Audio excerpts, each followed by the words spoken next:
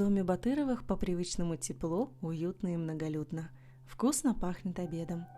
Эта хозяйка дома, Лидия Идрисовна, готовит угощения для гостей – ингушские галушки. Они очень похожи на казахский бешбармак. Тоже упругое тесто, ароматное свежесваренное мясо, насыщенный бульон в пиалах. Каждый может добавить к блюду что-то по своему вкусу. Кто-то любит соус с терпким чесноком, кому-то нравится душистый черный перец. Обед по традиции завершается чаепитием. Здесь, в поселке Приреченка Денисовского района, особенно любят вкусный чай Лидии Идрисовны. Вот уже почти 60 лет она готовит его для гостей и своего супруга, Башира Магометовича. Многие годы морозными вечерами именно этот чай грел душу и сердце седого войнаха, чьи предки были лишены самого главного – Родины. 23 февраля 1944 года в ходе спецоперации «Чечевица» из Северной Осетии семья Башира Магометовича, как и тысячи других чеченцев и ингушей, была насильно выслана с родных земель в казахские степи. Маленькому горцу тогда было всего 3 года. Утром собрали все мужское население выше 10 лет. 11 лет пацаны, 15 лет пацаны и всех мужское население в мечеть до единого. А женщины, девчонки, это все дома. И там объявили, сейчас вас в железнодорожный вокзал повезут. Ну, там то ли дорогу строить, вы скоро вернетесь. Вот такое, чтобы шум не был, гам, резня не было. Ну и сразу проверили у каждого, что бы там ни было, нож был, или у кого-то пистолет был, у кого что, все это очистили. И их на вокзал. Машин, говорит, было не видно, откуда эти машины, и грузинские номера, какие только машины не были. Загружали. Семьи привезли. Вокзал был переполнен. Люди не понимали, куда, зачем, а главное, почему их увозят с родной земли. Многие тогда не смогли встретиться с родными, чтобы быть в пути вместе. И так посадили, там пульман, 60-тонные вагоны, на углу хлеб пекти место, печурка, посередине простыня, туалет. И мать говорила, с 23 по 15 марта, она там полметра, сидя места не было, лежать места не было. Полный забитый верхний этаж, второй этаж, третий этаж, плотно забитый. И самое было плохо то, что останавливают, где вода не наливает, паровоз что-то был. Открываются, труп есть, женщин по-русски не знаем, туда-сюда. Раз, есть запах. Внизу, вытащили труп. 4 человека с автоматами. Двери открыли. 2 с одной стороны, 2 с другой стороны. Труп выкидывали. Не принимали труп с вагона, а выкидывали. В нечеловеческих условиях в войнахе провели почти месяц. Этот путь по железной дороге в суровую зиму стал настоящим испытанием для людей. Садясь в вагоны, никто из них не думал, что эта поездка обернется страшной трагедией, ведь сотни горцев ее просто не пережили. А тем, кто добрался до места, предстояло обрести новую родину. 15 марта 1944 года трехлетний Башир вместе с большой семьей, где кроме него было еще 8 человек, прибыл на 63-й разъезд, ныне станция Заяцкая. Их и еще 32 ингушские семьи расселили в казахские, немецкие и русские семьи, проживавшие в селе Калиновка. 15 марта развозили по всем и подселяли. Тут жили немцы, казахи, русские национальности, много национальностей. К ним на квартиру подселяли, потому что это же был февраль, холодный месяц, март тяжелый. Это потом уже летом они там кто землянку построил, кто что. А самое плохо было, что нельзя было 5 километров отъехать. 25 лет готовых, без суда следствия. на Рыкизовский район тебя отвезут, оттуда на лошадях на Тобол, с Тобола на Кустанай. И в тюрьме встречается, ты за что сидишь? Ну, отъехал, нарушил закон. Без суда следствия 25 лет, 25 лет. Прибывшие репрессированные чеченцы-ингуши приняли удар судьбы стойко, но не без помощи местных жителей. Старейшины на собрании поселка решили делиться с соседом всем, что имеется, и помогать тем, у кого нет ничего. В каждой семье, если нет ужина, каждый день обходил человек. У тебя как? Есть на 2 дня кушать, а у тебя на 5 дней. На 1 день дай сюда. Другому у кого нет. И вот так, благодаря дружбе, голод в Калиновке не был, как такова.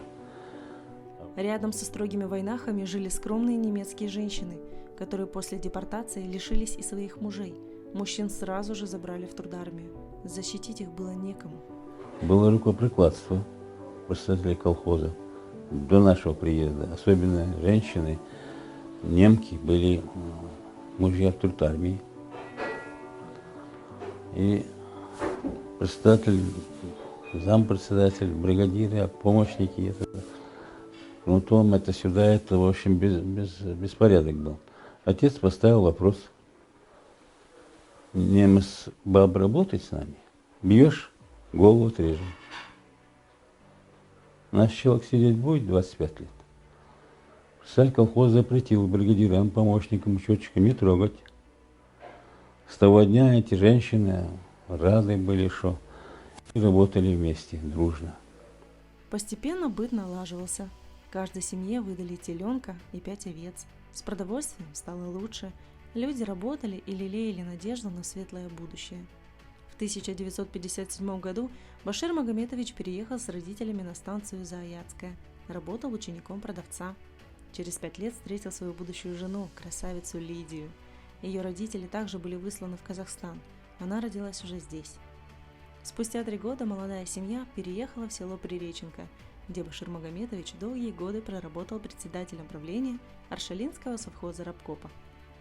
У Башира Магометовича и Лидии Идрисовны родилось 9 детей, 4 сына и 5 дочерей. 1 сын живет с родителями, все дочери замужем. 3 сына женаты на казашке, русской и белорусской. В этой многонациональной семье 16 внуков и 9 правнуков.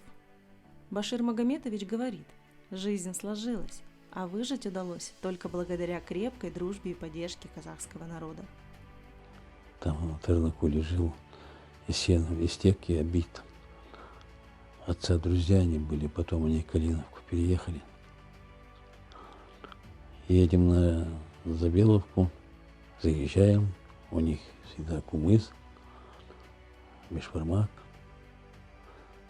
Встречали, и они когда приедут, отец встречал. Но потом они переехали жить, мы через день. Ну, каждый день почти вместе. Добрые люди были. Ну, в целом, как-то было вот это вот, вспоминается Новый год по-старому, Новый год сеем, веем. Все готовились, дети придут. Надо вечером, конфетки тогда были, без заверток конфетки. Завертками мало, все соберут, дети пришли, так. Их, чтобы встретить. Теперь Рамадан, праздник, когда там ураза. Все ходим 3 дня. Кормят нас, а так. Да, мы благодарны местное население, тем, особенно и казахам. Жили и казахи, и татары, и немцы. Мы благодарны. Мы до сих пор и дружим. Вот у нас ингушей говорят: правый сосед, он ближе, чем далекий брат. Раз у тебя корова упала в яму, правый сосед поможет тебе. Он рядом. Поэтому с соседями дети должны дружно жить. Так Аллах сказал. На вопрос, хотелось ли вернуться на родину в Северную Осетию, Башир Магометович отвечает однозначно. Там родственники просят: ну что не приезжаете, ну что вы тут, климат такой.